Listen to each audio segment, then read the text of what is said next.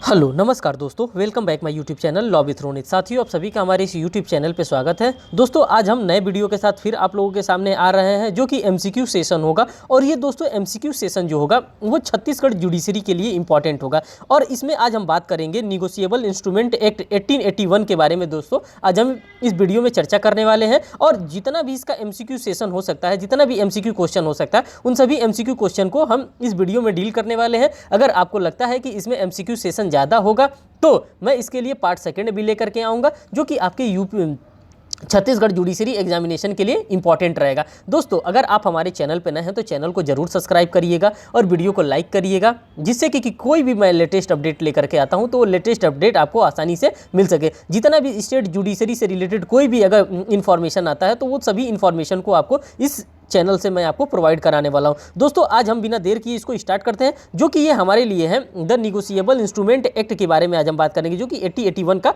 कानून है। पहला क्वेश्चन आपके लिए यही बन गया कि ये कब का एक्ट है, तो ये 1881 का एक्ट है। 1881 का ये एक्ट है। कौन सा एक्ट है, तो ये निगोशिएबल इंस्ट्रूमेंट एक्ट की बात कर रहा है। दोस्तों, इसमें बहुत कम ही सेक्शन दिया है, 138 से लेकर के 148 तक सेक्शन दिया होता है, जो कि हमारे एग्जामिनेशन के लिए इंपॉर्टेंट हो जाता है। यहाँ से दोस्तों मैंने प्रीवियस ईयर पेपर एनालिसिस किया था, और किसका एनालिसिस किया था, तो वो भी मैंने छत्तीसगढ़ जुडिशरी का ही एनालिसिस किया था। और उसके साथ साथ मैं आपको यहाँ पे एक इन्फॉर्मेशन और दे देना चाहता हूँ कि दोस्तों ऑलरेडी मैंने 2012 का और 2014 का प्रीवियस ईयर पेपर मैंने अपने इसी यूट्यूब चैनल पे कंडक्ट करवा रखा है। और आज में भी मैं आपको 2015 का भी मैं आपको प्रीवियस ईयर पेपर करवा करके इसी चैनल पे अपलोड कर दूंगा। आप अगर नए हैं तो इन दोनों को आप देख लीजिएगा, ये ऑलरेडी डन है, ये अभी पेंडिंग है। आज शाम तक इसको करा दिया जाएगा और ये भी आपको अपलोड कर दिया जाएगा। और साथ साथ जो रेंट कंट्रोल एक्ट है, जो छत्तीसगढ़ जुडिशरी का रेंट कंट्रोल एक्ट है, जो कि 2011 का है, उसको भी दोस्तों मैंने अपने इसी यूट्यूब चैनल पे उसका एमसीक्यू करा रखा है, ऑलरेडी अपलोडेड है उस वीडियो। अगर आप चाहते हैं कि आप अगर छत्तीसगढ़ की अच्छी से प्रिपरेशन करना चाहते हैं तो आप उस वीडियो को देख सकते हैं। उसमें 60-70 क्वेश्चन है जो कि रेंट कंट्रोल एक्ट से है वहाँ के, और वो रेंट कंट्रोल एक्ट से आपको 3-4 क्वेश्चन डेफिनेटली मिलने ही वाला है। कहीं ना कहीं से आपको 3 से 4 क्वेश्चन आपको वहाँ पे मिलेगा, और वो आप सेशन देख लेते हैं तो आपका मान के चलिए कि उसमें से आपको 2-3 क्वेश्चन आपको डेफिनेटली फंसेगा। बात करते हैं दोस्तों यहाँ पे जो हम निगोशिएबल इंस्ट्रूमेंट एक्ट की बात करते हैं, तो यहाँ पे जो पराक्रम लिखत की बात कर रहा है, तो मैं बार बार पराक्रम लिखत ना कहकर मैं यहाँ पे दोस्तों शॉर्टकट एनआई एक्ट कह सकता हूँ, क्योंकि इसमें हमारा टाइम भी बचेगा और इसमें नंबर ऑफ क्वेश्चन भी ज़्यादा है। इसमें लगभग 100 क्वेश्चन मैं लेकर के आया हूँ, इसीलिए मैं इसको एनआई एक्ट या निगोशिएबल इंस्ट्रूमेंट एक्ट के नाम से यहाँ पे आपके सामने बार बार बोलूँगा। तो यहाँ पे निगोशिएबल इंस्ट्रूमेंट एक्ट अधिनियम कब से प्रवर्तन में है, तो दोस्तों ये क्वेश्चन आपसे अक्सर पूछ लिया जाता है कि अगर इस प्रकार का है वो तो कब से प्रवर्तन में है। तो दोस्तों इसका एक जो करेक्ट आंसर होगा 1 मार्च 1982 से ये प्रवर्तन में आया है। मीन्स कि ये 1881 का एक्ट है। और ये कब से प्रवर्तन में है दोस्तों, तो ये जो प्रवर्तन में है 1 मार्च 1982 से ये प्रवर्तन में आया है। मीन्स कि इसका इन्फोर्सिएबल हुआ है।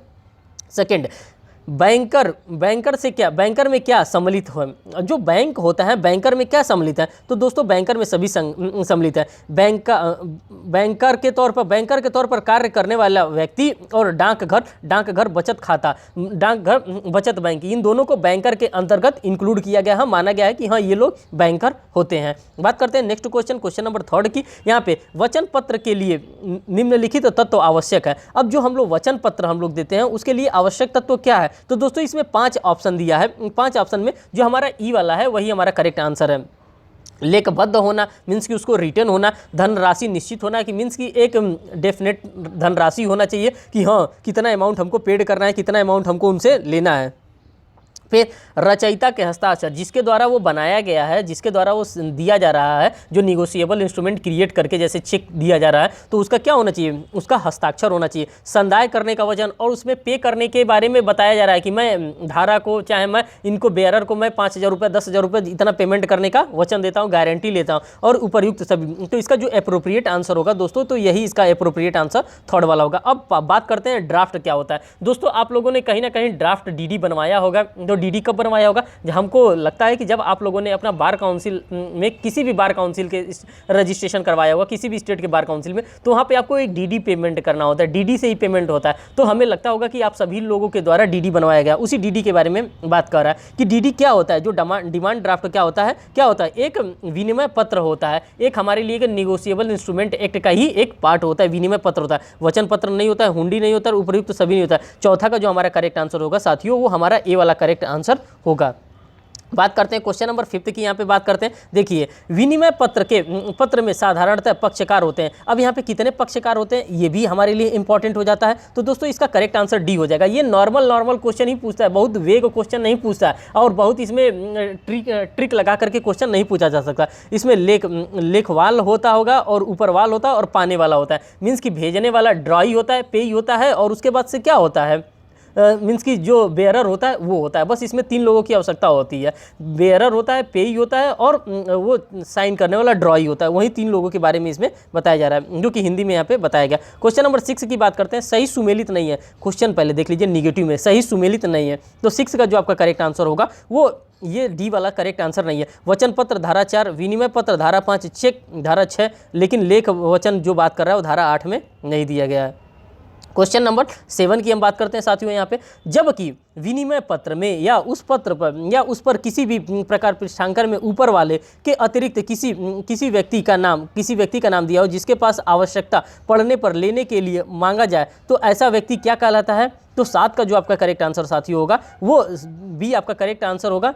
जिक्रीवाल मीन्स कि जिसके द्वारा जिक्री किया जा रहा है, जिसके द्वारा अर्जी किया जा रहा है, तो इसको यहाँ पे हिंदी में जिक्रीवाल कहा जाता है। तो उसी जिक्रीवाल के ऊपर ये दिया जा सकता है। क्वेश्चन नंबर 7, 8 की बात करते हैं। यहाँ पे जिक्रीवाल का प्रावधान है। तो जिक्रीवाल का जो प्रावधान दिया गया है वो कहाँ पे दिया गया है। क्वेश्चन नंबर 8 का आपका करेक्ट आंसर ए होगा। धारा 7 के अंतर्गत जिक्रीवाल के बारे में बताया गया है। तो धारा 7 में इसी के बारे में बताया गया है। फिर बात करते हैं क्वेश्चन नंबर 8 में, चेक को किस धारा में परिभाषित किया गया। अब साफ साफ पूछ लिया है, चेक जो होता है इसको किस धारा में परिभाषित किया गया। तो साथियों इसका जो करेक्ट आंसर होगा धारा 6 के अंतर्गत चेक को परिभाषित किया गया। अभी आप लोगों ने ऊपर मैच द फॉलोइंग में देखा है। क्वेश्चन नंबर 10 की यहाँ पे हम बात करते हैं। निम्नलिखित में से कौन वचन पत्र है। अब किसको वचन पत्र माना जाता है उसी के बारे में पूछ रहा है। तो दोस्तों इसका जो करेक्ट आंसर होगा वो ए होगा कि ए को ही वचन पत्र के नाम से जाना जाता है। मैं ख को या उसके आदेशानुसार 500 रुपये संदत्त करने का वचन देता हूँ, इसी को क्या माना जाता है। मीन्स कि जो जैसे नोट पे भी आप लोग देखेंगे तो उस पर लिखा रहता है मैं धारा को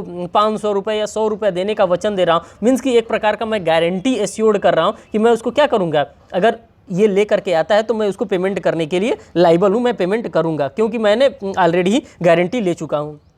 अब क्वेश्चन नंबर 11 की बात करते हैं। समयक अनुक्रम धारा को परिभाषित करती है। तो ये किसके द्वारा निगोशिएबल इंस्ट्रूमेंट धारा को परिभाषित करती है। तो क्वेश्चन नंबर 11 का आपका करेक्ट आंसर 2 हो जाएगा, बी हो जाएगा। मीन्स कि धारा 9 में इस चीज़ को परिभाषित किया गया है। क्वेश्चन नंबर 12 की हम बात करते हैं साथियों यहाँ पे।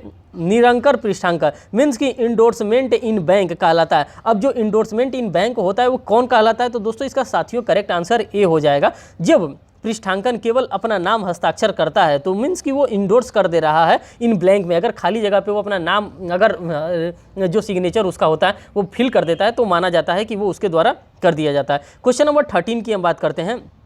संदिग्धार्थी लिखत कहलाता है। अब संदिग्धार्थी लिखत किसको कहा जाता है, जो कि संदिग्ध में होता है, तो वो किसको कहा जाता है। तो 13 का जो करेक्ट आंसर होगा वो ए आपका साथियों करेक्ट आंसर होगा। जब लिखत का अर्थ वचन पत्र या विनिमय पत्र दोनों लगाया जा सकता है तो उसको संदिग्धार्थी लिखत कहा जाता है। मीन्स कि संदिग्ध में आ जाता है कि क्या ये जिसके द्वारा जारी किया जा रहा है क्या ये सही व्यक्ति के द्वारा किया जा रहा है कि नहीं किया जा रहा है। क्वेश्चन नंबर 14 की हम बात करते हैं। खोए हुए विनिमय पत्र की दूसरी प्राप्ति पाने का अधिकार धारक को किस धारा में प्राप्त है। तो जो 14 का आपका साथियों करेक्ट आंसर होगा वो बी वाला आपका करेक्ट आंसर होगा। धारा 45 क के अंतर्गत उसको प्राप्त करने का अधिकार यहाँ पे प्रदान किया गया। क्वेश्चन नंबर 15 की हम बात करते हैं। प्रत्यक्ष की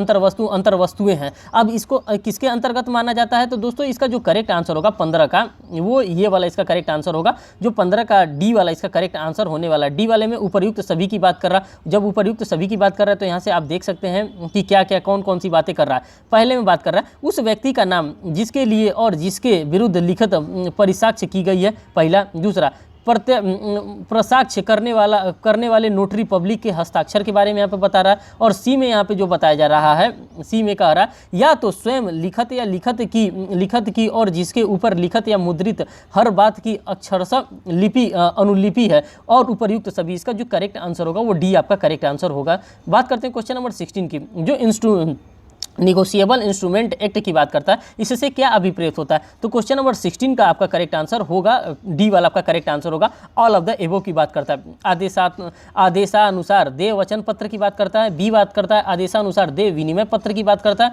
और आदेशानुसार देय चेक की बात कर रहा है। मीन्स कि जिसके डिमांड पे मांगा जा रहा है, जिसके फेवर में मांगा जा रहा है, उसी के बारे में, ये सारी चीज़ों के बारे में बात कर रहा है। बात करते हैं क्वेश्चन नंबर 17 की। यहाँ पे एक्सप्लेनेशन दिया है, एक्सप्लेनेशन में दिया है निजामुद्दीन बनाम जुगल किशोर एंड AIR 1996 के मामले में राजस्थान उच्च न्यायालय ने हुंडी को पराक्रम में लिखत माना था। तो यहाँ से आप ये भी देख सकते हैं कि हुंडी को इसमें पराक्रम लिखत मीन्स की निगोशिएबल इंस्ट्रूमेंट नहीं माना गया था, लेकिन इस केस के अकॉर्डिंग क्या किया गया था, उसको हुंडी को राजस्थान उच्च न्यायालय के द्वारा हुंडी को निगोशिएबल इंस्ट्रूमेंट मान लिया गया था। क्वेश्चन नंबर 17 की हम बात करते हैं।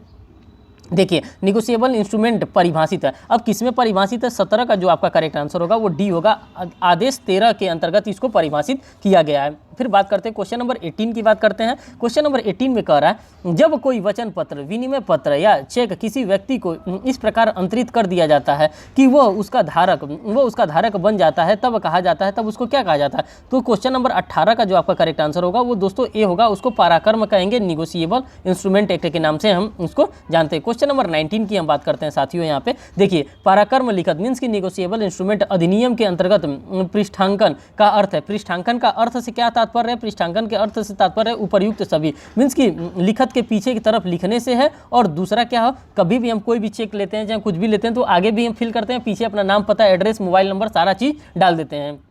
बी वाले में इस आशय से लिखत से है कि उस लिखत में निहित अधिकार अंतरित कर दिया जाए। तो उपर्युक्त जो इसका एप्रोप्रिएट आंसर होगा साथियों वो सी आपका करेक्ट आंसर होगा। क्वेश्चन नंबर 20 की हम बात करते हैं। यहाँ पे निगोशिएबल इंस्ट्रूमेंट एक्ट का पराक्रम करने के लिए कौन सक्षम होता है? अब इसके लिए कौन सक्षम प्राधिकारी होता है? तो दोस्तों यहाँ पे उपर्युक्त सभी होगा, मीन्स की रचयिता होगा जिसके द्वारा किया जाएगा, लेख वाला होगा जिसके द्वारा लिखा जाएगा, पाने वाला होगा, पाने वाले का नाम लिखा जाएगा, पृष्ठांकन कृत्य होगा, उसके सभी चीज़ों के बारे में इसका जो करेक्ट आंसर होगा। अगर इस प्रकार का क्वेश्चन आता है तो दोस्तों उसमें सभी इसका करेक्ट आंसर माना जाता है। आप थोड़ा सा अगर आप रीजनिंग लगा लेंगे तो वहाँ पे आपका ये आंसर करेक्ट हो जाएगा। क्वेश्चन नंबर 21 की हम बात करते हैं। यहाँ पे किसी भी निगोशिएबल इंस्ट्रूमेंट का रचयिता प्रतिगृहित या पृष्ठांकन कब दायित्व से उन्मोचित हो जाता है, कब वो अपने दायित्व से छूट जाता है? तो दोस्तों इसका जो करेक्ट आंसर होगा वो डी वाला आपका करेक्ट आंसर होगा, उपर्युक्त सभी, इन सभी कंडीशन में वो छूट जाता है। पहले में क्या बताया जा रहा है, जहाँ धारक या उसके अभिकर्ता द्वारा जानबूझकर लिखत पर से हस्ताक्षर करना उसे उन्मोचित करने का आशय से रद्द कर देता है। बी वाले में जहां धारक द्वारा रचयिता प्रतिगृहित या पृष्ठांकित को किसी भी रीति से निर्मुक्त कर दिया जाता है। और सी वाले में जहां परिपक्वता का धारक या उसके प्रतिनिधित्व को संदाय कर दिया जाता है। उपर्युक्त सभी जो होता है इसका करेक्ट आंसर 21 का होने वाला। क्वेश्चन नंबर 22 की हम बात करते हैं साथियों। विनिमय पत्र का अनादर किस प्रकार किया जा सकता है? अगर कोई विनिमय पत्र है उसका अनादर किस प्रकार से किया जा सकता है? तो इसका करेक्ट आंसर जो होगा वो सी होगा, ए और बी, मीन्स की अप्रतिग्रहण द्वारा और अंशदाय द्वारा इसका अनादर किया जा सकता है, मीन्स की उसको ड्रॉ नहीं कराया जा सकता। क्वेश्चन नंबर 23 की बात करते हैं। जब लिखत का अप्रतिग्रहण के कारण का संदाय, कारण या संदाय या न करने के कारण अनादरित हो जाता है, तब ऐसा लिखत के धारक लिखत के अनादरित होने की सूचना देगा। 23 वाले में जो बात कर रहा है वो ए यहाँ पे करेक्ट आंसर होगा। सभी पक्षकारों को ये किया जा सकता है, यही इसका करेक्ट आंसर होगा। क्वेश्चन नंबर 24 की हम बात करते हैं। अनादर की संसूचना देने की रीति किस धारा में दी गई है? तो जो 24 का आपका करेक्ट आंसर दिया है दोस्तों, यहाँ पे बी आपका करेक्ट आंसर होगा, धारा 94 के अंतर्गत ये बात बताई गई है। फिर बात करते हैं क्वेश्चन नंबर 25 की। यहाँ पे अनादर की सूचना दी जाती है दोस्तों, ये अनादर की जो सूचना होती है वो किसको दी जाती है? तो धारा 93 के अंतर्गत ये अनादर की सूचना को प्रोवाइड करने का कार्य किया जाता है। क्वेश्चन नंबर 26 की बात करते हैं। अनादर की सूचना दी जाती है, तो 26 का जो आपका करेक्ट आंसर हो जाएगा, जो अनादर की सूचना दी जाती है, तो इसका जो दोस्तों करेक्ट आंसर हो जाएगा वो सी वाला आपका करेक्ट आंसर हो जाएगा। लिखित या मौखित दी जा सकती है। अगर अनादर की सूचना हमको देना है तो या तो हम रिटन में दे सकते हैं या फिर ओरल में दे सकते हैं। दोस्तों इसका मैं सेशन आपके लिए बहुत ही जल्दी निगोशिएबल इंस्ट्रूमेंट एक्ट का मैं बेयर एक्ट प्रोविजन के साथ लेकर के आने वाला हूँ। अगर आपको जो चीज़ें यहाँ पे समझ में आ जाती हैं, जो MCQ पॉइंट ऑफ व्यू से है, वो आप समझ लीजिए। अगर आपको यहाँ पे नहीं समझ में आती है तो जब मैं वो आपका बेयर एक्ट प्रोविजन लेकर के आऊँगा अपने इसी चैनल पे, तो आपको वहाँ से वो चीज़ें आपको मैं क्लियर करा दूंगा एक एक डेफिनेशन के साथ। क्वेश्चन नंबर 27 की हम बात करते हैं। जिस व्यक्ति को अनादर की सूचना दी जानी है, ऐसी सूचना दी जाएगी। किसको अब दी जाएगी अगर इस प्रकार का कोई सूचना देना है? तो दोस्तों 27 का जो आपका करेक्ट आंसर होगा वो 4 वाला उपर्युक्त सभी यहाँ पे करेक्ट आंसर माना जाएगा। उसके प्राधिकृत अभिकर्ता को, बी वाले में उसकी मृत्यु की दशा में विधिक प्रतिनिधित्व को, और सी को दिवालिया हो जाने की स्थिति में उसके समादेशन को। मीन्स की उपर्युक्त सभी इसका जो होगा साथियों करेक्ट आंसर होगा। क्वेश्चन नंबर 28 की हम बात करते हैं। निम्नलिखित कथनों में असत्य कथन है। देखिए निगेटिव क्वेश्चन पूछ लिया कौन असत्य है, तो 28 का जो आपका करेक्ट आंसर होगा वो ए वाला ही आपका असत्य होगा। अनादर की सूचना डाक द्वारा ठीक पते पर भेजी जाती है और गलत जगह चली जाती है, तो ऐसी गलत जगह चली जाने पर वह सूचना अविधिमान्य हो जाता है। यही इसका दोस्तों करेक्ट आंसर होगा 28 नंबर का। बात करते हैं क्वेश्चन नंबर 29 की। 29 में ये बताया जा रहा है कि अनादर की सूचना देना कब आवश्यक नहीं है। ये निगेटिव टर्मिनोलॉजी, कब आवश्यक नहीं है अनादर की सूचना देना, कब आवश्यक नहीं है। 29 के अकॉर्डिंग इसका जो करेक्ट आंसर होगा वो ई इसका करेक्ट आंसर होगा। ऑप्शन ए में बताया जा रहा है जब कोई वचन पत्र पराक्रम नहीं है, मीन्स की निगोशिएबल इंस्ट्रूमेंट नहीं है। बी में जब सूचना पाने हकदार व्यक्ति ऐसी सूचना में अभिमुक्ति दे देता है। सी में जब लेखीवाल को भारित करने के मामले में संदाय प्रत्यर्दृष्ट कर दिया जाता है। और डी वाले में बात करते हैं जब भारित पक्षकार को ऐसी सूचना नहीं दिए जाने पर कोई नुकसानी नहीं होता है। तो दोस्तों इसका जो करेक्ट आंसर होगा वो उपर्युक्त सभी ई वाला करेक्ट आंसर होगा। क्वेश्चन नंबर 30 की बात करते हैं। अधिनियम का कौन सा प्रावधान समयक अनुक्रम में संदाय के संबंध में विचार करता है? तो 30 का दोस्तों आपका जो करेक्ट आंसर होगा वो 2 वाला मीन्स कि बी वाला आपका करेक्ट आंसर होगा। धारा 10 के अंतर्गत ये बात बताई गई है। क्वेश्चन नंबर 31 की हम बात करते हैं। यहाँ पे निम्नलिखित में से कौन सा पराक्रम लिखत का ऐसा तात्विक परिवर्तन नहीं समझा जाएगा जिसको शून्य बताना हो अथवा लिखित को ही उन्मोचित करना हो। 31 का जो आपका करेक्ट आंसर होगा दोस्तों वो बी होगा। वाहक चेक का आदेश चेक में संपरिवर्तित करेगा, उसी के बारे में यहाँ पे बताया गया। क्वेश्चन नंबर 32 की हम बात करते हैं। यहाँ पे साथियों देखिए अधिनियम का कौन सा प्रावधान अभिकथित करता है कि विदेश विनिमय पत्र अनादर के लिए प्रत्यक्षित होगा। यह ऐसा उस स्थान पर विधि द्वारा अपेक्षित है जहां वे लिखे गए हैं। अब कहां पे ये होगा, तो 32 का आपका करेक्ट आंसर सी वाला होगा। धारा 104 के अंतर्गत ये बातें बताई गई हैं, उसी में ये बात बताई जा रही है। क्वेश्चन नंबर 33 की बात करते हैं। अधिनियम की धारा 118 के अंतर्गत उपधारणा में सम्मिलित नहीं है। अब जो उपधारणा है, जो प्रिजम्पशन है, उसमें क्या सम्मिलित नहीं है, तो 33 का दोस्तों करेक्ट आंसर ए वाला आपका होगा। चेक के धारण न वह किसी ऋण अथवा अन्य दायित्व के उन्मोचन के लिए प्राप्त किया गया, इसी से ये संबंधित है, उसी के बारे में ये बात बताई जा रही है। क्वेश्चन नंबर 34 की हम बात करते हैं। अधिनियम के अंतर्गत प्रसाक्ष्य प्रोटेस्ट की अंतर वस्तुएं किस धारा में दी गई हैं? जो उसके अंतर्गत जो अंतर वस्तुएं हैं वो किस धारा में दी गई हैं? तो दोस्तों यहाँ पे धारा 101 के अंतर्गत वो अंतर वस्तु के बारे में बताया गया। क्वेश्चन नंबर 35 की बात करते हैं। प्रत्यक्ष को परिभाषित किया गया। अब इसको कहाँ पे परिभाषित किया गया? 35 का ए धारा 100 के अंतर्गत इसको परिभाषित किया गया है और उसके अंतर वस्तु के बारे में धारा 101 में दिया गया। तो दोनों क्वेश्चन आप लोगों ने यहाँ से कवर कर लिया। क्वेश्चन नंबर 36 की हम बात करते हैं। नोटरी पब्लिक से वचन पत्र या विनिमय पत्र को प्रमाणित या टिप्पणीकृत कब कराया जा सकता है? कब उसको प्रमाणित कराया जा सकता है? तो जो 36 का करेक्ट आंसर होगा वो ए वाला करेक्ट आंसर होगा। जब वो अंशदान द्वारा अनादरित किया जाता हो तभी उसको कराया जा सकता है, अन्यथा नहीं। क्वेश्चन नंबर 37 की बात करते हैं। अधिनियम की धारा 117 ग के अंतर्गत चेक के अनादर होने पर लेखवाल शोध्य रकम पर धारक को ब्याज देगा। तो 37 का जो आपका करेक्ट आंसर होगा दोस्तों वो 37 का आपका करेक्ट आंसर यहाँ पे सी वाला करेक्ट आंसर होगा। 18% प्रति वर्ष के हिसाब से वो उनको पेमेंट करेगा। बात करते हैं क्वेश्चन नंबर 38 की। यहाँ पे निगोशिएबल इंस्ट्रूमेंट के बारे में उपधारणाएं किस धारा में की जा सकती है? जब उपधारणा की बात की जा रही है तो किस धारा में की जा सकती है? तो धारा 118 के अंतर्गत उपधारणा की जा सकती है, तो उसी के बारे में यहाँ पे बताया जा रहा है। अब यहाँ पे क्वेश्चन नंबर 39 की बात देख लेते हैं। टिप्पणी नोटिंग आवश्यक नहीं है, ये किसके अंतर्गत आवश्यक नहीं है? तो ये सी के अंतर्गत आवश्यक नहीं है। चेकों के अनादरित होने पर ये आवश्यक नहीं है। 39 का सी इसका करेक्ट ऑप्शन माना जाएगा। क्वेश्चन नंबर 40 देखिए, टिप्पणी करता है। अब टिप्पणी कौन करता है साथियों? तो यहाँ पे नोटरी पब्लिक, जो नोटरी पब्लिक होता है वही क्या करता है, टिप्पणी करता है, कोई चीज़ लिखता है, चाहे जो भी करना होता है। क्वेश्चन नंबर 41 की हम बात करते हैं। यहाँ पे 41 में दे रहा है बैंक खातों में धन की अपर्याप्तता इत्यादि के कारण चेक का अनादर हो जाता है तो धारक व्यक्ति दंडित किया जाता है। तो किसके द्वारा दंडित किया जाता है? 41 का आपका करेक्ट आंसर होगा वो बी होगा, जो कि धारा 138 के अंतर्गत किया जाएगा, जिसको निगोशिएबल इंस्ट्रूमेंट एक्ट के बारे में कहा जाता है अगर चेक वगैरह बाउंस हो जाता है तो। क्वेश्चन नंबर 42 की बात करते हैं। चेक के अनादर होने पर चेक देने वाला दंडित किया जा सकता है। कितने दिनों के लिए किया जा सकता है, कैसे दंडित किया जाता है? उपर्युक्त सभी, केवल 2 वर्ष तक के कारावास से, केवल चेक की धनराशि के 2 गुने अर्थदंड से, और उक्त अर्थदंड ऐसे कारावास दोनों से दंडित किया जा सकता है। तो इसका करेक्ट आंसर यही होगा। अब इसके एक्सप्लेनेशन को देख लीजिए। धारा 138 के अनुसार चेक के अनादर हो जाने पर चेक का धारक अपराध का दोषी होगा और वह कारावास से दंडित होगा, जिसकी अवधि 2 वर्ष हो सकती है, या चेक की धनराशि के 2 गुने और दंड से दंडित किया जाएगा। अर्थदंड या कारावास दोनों से दंडित किया जा सकता है। उसी चीज़ों के बारे में यहाँ पे इन्होंने थोड़ा सा एक्सप्लेन करके बता दिया। क्वेश्चन नंबर 42 की बात, 43 की हम बात करते हैं, जो कि निगोशिएबल इंस्ट्रूमेंट अधिनियम 1881 के प्रावधान लागू होंगे। जबकि कब ये लागू होंगे? तो 43 का दोस्तों जो करेक्ट आंसर होगा आपका वो डी वाला आपका करेक्ट आंसर होगा। उपर्युक्त सभी पे लागू होगा। चेक जारी किए जाने की तिथि से 3 माह के भीतर बैंक को प्रस्तुत कर दिए जाते हों। बी वाले में बता रहा है चेक के भुगतान न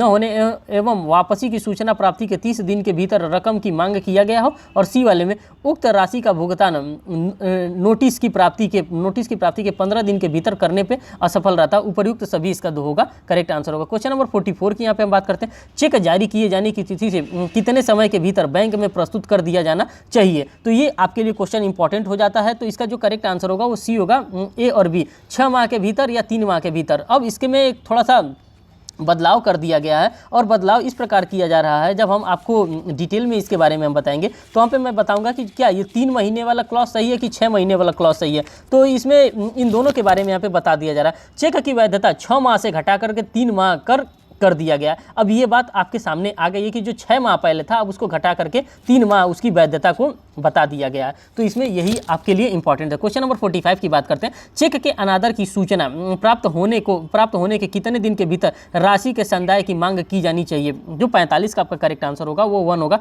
30 दिनों के भीतर मांग की जा सकती है। क्वेश्चन नंबर 46 की बात करते हैं। धारा 118 निगोशिएबल इंस्ट्रूमेंट अधिनियम के अंतर्गत किसका उपधारणा नहीं की जाएगी, किसके बारे में प्रिजम्पशन नहीं किया जाएगा? तो 46 का आपका करेक्ट आंसर 1 होगा।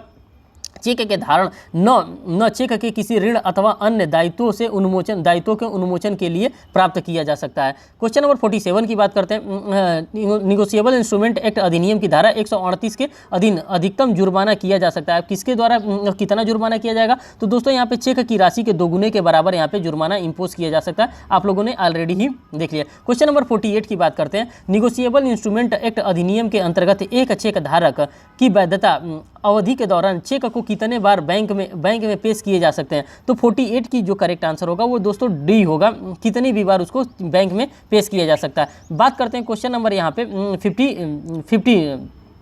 49 की। 49 वाले में कह रहा है निम्नलिखित में से किस परिस्थितियों में मीन्स की निगोशिएबल इंस्ट्रूमेंट एक्ट अधिनियम की धारा 138 के प्रावधान आकर्षित होंगे? अब किसके अंतर्गत आकर्षित होंगे? तो यहाँ पे इसका करेक्ट आंसर होगा दोस्तों वो डी वाला करेक्ट आंसर होगा। उपर्युक्त सभी परिस्थितियों में आकर्षित होगा।